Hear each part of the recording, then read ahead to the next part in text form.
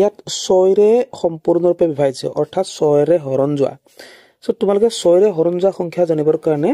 এটা কথাই মন ৰাখিব লাগে এটা কথাই তোমালোকে লিখি লবা মানে 3ৰে বাৰ যোৱা সকলোবোৰ যুগ্ম সংখ্যা 6ৰে বাৰ যায় ওকে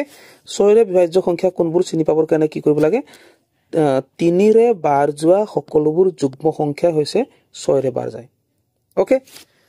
তোমালোকে বুজি পালা যে যুগ্ম সংখ্যা হ'ব লাগিব আৰু 3ৰে বাৰ যাব লাগিব তেতিয়া সংখ্যাটো কিহেৰে বাৰ যাব 6ৰে বাৰ যাব এটো খাটাং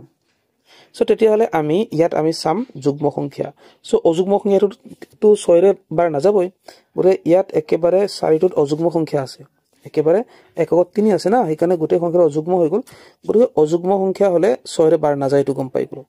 তাৰ পিছত যুগ্ম হলে যে 6ৰে বাৰ যাব হেতু নহয় কাৰণ 3ৰে বাৰ যাব লাগিব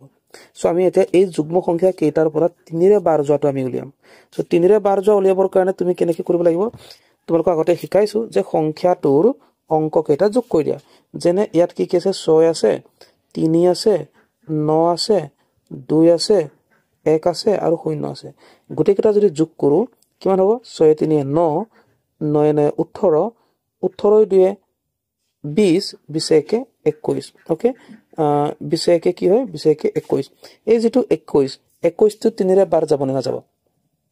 21 টো 3ৰে বাৰ যাব 7 বাৰ যাব না 21 টো 3ৰে বাৰ যাব 7 বাৰ গতিকে যেহেতু এইটোটা যুগ্ম সংখ্যা হয় আৰু 3ৰে বাৰ গৈছে তেতিয়ালে এই সংখ্যাটো 6ৰে বাৰ যাব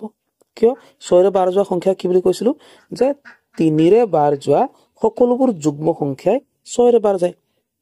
ঠিক আছে গতিকে অপচন 1 টোৱে শুদ্ধ উত্তৰ